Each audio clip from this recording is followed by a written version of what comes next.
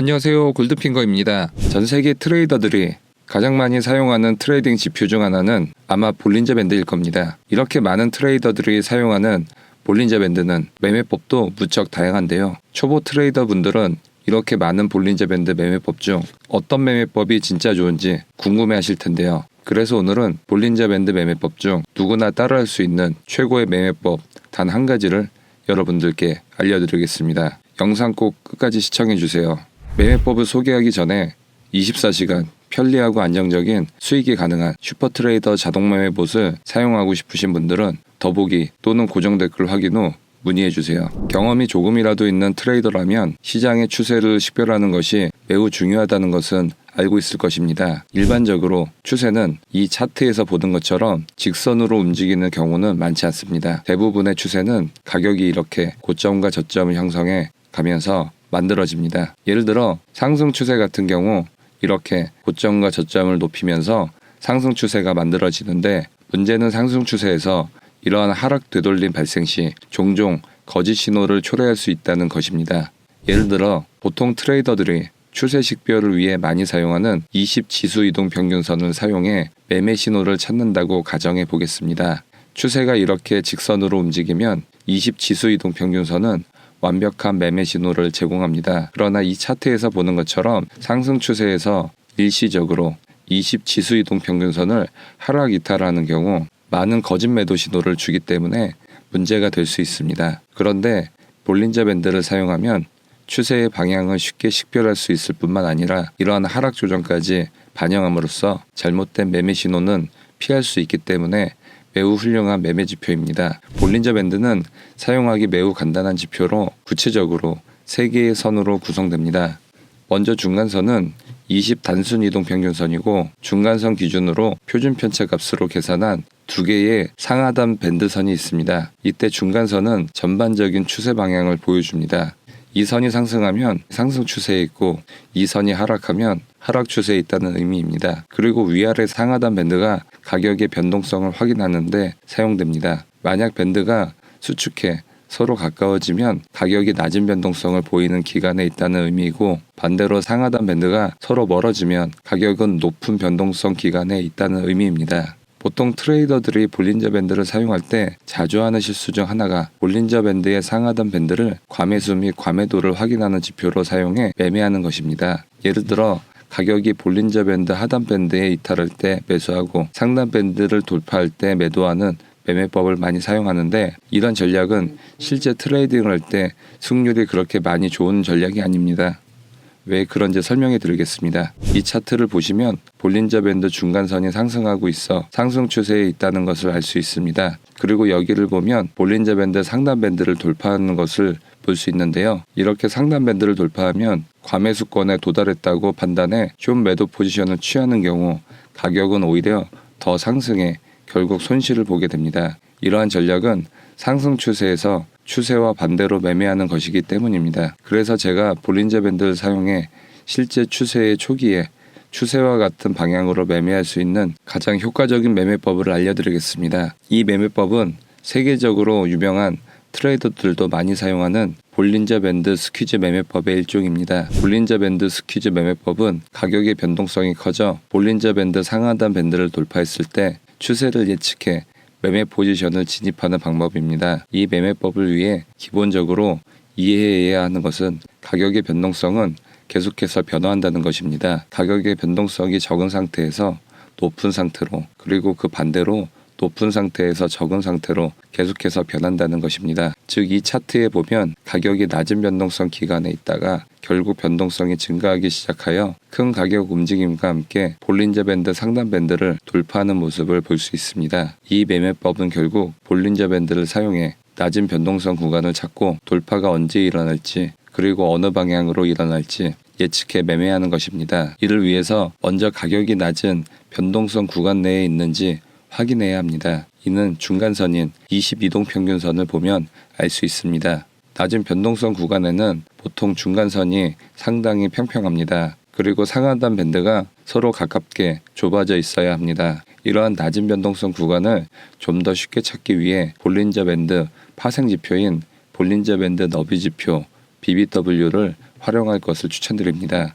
이 지표는 볼린저 밴드 상하단 밴드가 얼마나 멀리 떨어져 있는지를 보기 쉽게 선으로 보여줍니다. 볼린저 밴드 너비 지표가 낮다는 것은 상하단 밴드 사이에 간격이 좁다는 것을 의미하고 높다는 것은 간격이 멀어졌다는 것을 의미합니다. 즉 가격이 상하단 밴드를 돌파하는 것을 예측하려면 이 볼린저 밴드 너비 지표가 상승하는 것을 보고 식별할 수도 있습니다. 이는 가격 변동성이 증가하고 볼린저 밴드 상하단 밴드를 돌파해 강한 추세가 형성될 수 있는 가능성이 있다는 것을 의미합니다. 그리고 우리가 다음 할 일은 돌파의 방향을 예측하는 것입니다. 즉 상단 밴드를 돌파할지 아니면 하단 밴드를 돌파할지 예측하는 것입니다. 그럼 돌파의 방향을 어떻게 예측할 수 있을까요? 예를 들어 설명드리겠습니다. 이 차트에서 우리는 평평한 볼린저 밴드 중간선을 확인할 수 있습니다. 이는 시장이 좁은 범위 내에 있다는 것을 의미하기 때문에 상하단 밴드가 수축하고 있습니다. 이는 낮은 볼린저 밴드 너비 지표로도 나타납니다. 다음으로 볼린저 밴드 상하단 밴드가 확장하기 시작하는 것을 볼 수 있는데 이는 볼린저 밴드 너비 지표가 상승하는 것으로도 확인할 수 있습니다. 그리고 4개의 빨간색 음봉 캔들이 형성되는 것을 볼 수 있는데 그중 하나가 볼린저 밴드 하단 밴드 밖에서 마감되었습니다. 이렇게 하단 밴드를 캔들이 하락 돌파하면 가격이 계속 하락할 가능성이 더 높습니다. 이때 보통 숏 매도 포지션을 취하기에 좋은 기회입니다. 다음 예를 보겠습니다. 이 차트에서 우리는 평평한 볼린저 밴드 중간선을 확인할 수 있습니다. 이는 낮은 볼린저 밴드 너비 지표로도 나타납니다. 다음으로 볼린저 밴드 상하단 밴드가 확장하기 시작하는 것을 볼 수 있는데 이는 볼린저 밴드 너비 지표가 상승하는 것으로도 확인할 수 있습니다. 그리고 3개의 녹색 양봉 캔들이 형성되었고 그중 하나가 볼린저 밴드 상단 밴드 밖에서 마감되었습니다. 이렇게 캔들이 상단 밴드를 돌파하면 가격이 계속해서 상승할 가능성이 더 높습니다. 이때 보통 롱매수 포지션을 취하기에 좋은 기회입니다. 하지만 우리는 가격이 볼린저 밴드 상하단 밴드를 돌파했다고 해서 무조건 포지션을 취하는 것은 안 됩니다. 실제 돌파가 일어나는 방향으로 추세가 강하게 형성될 수 있을지 확인을 해야 되는데요. 이를 위해서 좋은 지표가 바로 머니플로우 인덱스입니다. 이 지표를 설정하는 방법을 먼저 알려드리겠습니다. 차트 상단 지표에 가서 머니플로우 인덱스를 입력하고 클릭합니다. 그리고 설정의 모습 탭에서 과매수 과매도 값을 둘 다 50으로 변경합니다. 이제 중앙에 하나의 선이 있습니다. 만약 머니플로우 인덱스 선이 중앙선을 상향 돌파하면 보통 강세 신호를 나타내고 머니플로우 인덱스 선이 중간선을 하향 돌파하면 보통 약세 신호를 나타냅니다. 그럼 지금부터 앞에서 알려드린 볼린저 밴드 너비 지표 그리고 머니플로우 인덱스 지표를 결합한 최고의 매매법을 알려드리겠습니다. 이 차트를 보면 가격이 좁은 구간 안에서 움직입니다. 이때 볼린저 밴드 중간선은 평평하고 상하단 밴드가 좁은 모습을 확인할 수 있습니다. 이후 볼린저 밴드가 확장하기 시작하고 볼린저 밴드 너비 지표도 상승하고 있습니다. 그리고 여기 머니플로우 인덱스 지표가 중간선을 상향 돌파하면서 강세 신호를 나타내고 있습니다. 뿐만 아니라 큰 녹색 양봉 캔들이 상단 밴드를 돌파했습니다. 이 모든 조건은 가격이 상승할 가능성이 높다는 것을 의미하기 때문에 롱매수 포지션에 진입하기 좋은 기회입니다. 반대로 숏 매도 포지션에 진입하기 좋은 시점을 알려드리겠습니다. 이 차트에서도 가격이 좁은 범위에서 움직이면서 볼린저 밴드 중간선이 평평하게 움직이는 것을 볼 수 있는데요. 이후 볼린저 밴드 상하단 밴드가 확장하고 볼린저 밴드 너비 지표가 상승하는 것으로 변동성이 커지는 것을 알 수 있습니다. 그런데 여기 머니플로우 인덱스 선을 보면 중간선을 하향 돌파하는 것을 볼 수 있는데 이는 약세 신호를 나타냅니다. 뿐만 아니라 큰 빨간색의 음봉 캔들이 하단 밴드를 돌파했습니다. 이 모든 조건은 가격이 하락할 가능성이 높다는 것을 의미하기 때문에 숏 매도 포지션을 취하기에 좋은 기회입니다. 그럼 이 매매 전략을 사용해 포지션을 진입했다면 이익을 극대화할 수 있는 효과적인 방법은 무엇일까요? 예를 들어 우리가 여기에서 숏 매도 포지션을 진입했다고 가정해 보겠습니다. 이후 우리는 이익을 극대화하기 위해 특정 비율의 수익이 발생하면 포지션을 정리하는 게 아니라 가격이 볼린저 밴드 중간선을 상향 돌파할 때를 기다렸다가 가격이 이렇게 중간선을 상향 돌파하면 포지션을 청산합니다.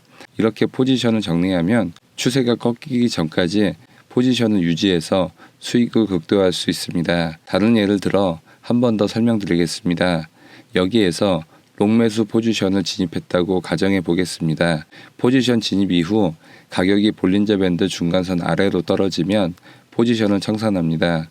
이러한 전략을 사용함으로써 조기에 포지션을 마감하고 대부분의 이익을 취할 수 있었습니다. 오늘 알려드린 트레이딩 비법 이외에 고수들의 코인 트레이딩 비법 전자책을 받고 싶으신 분은 하단 더보기 및 고정 댓글 확인 후 신청 부탁드립니다. 지금까지 골드핑거였습니다. 구독과 좋아요 부탁드립니다. 감사합니다.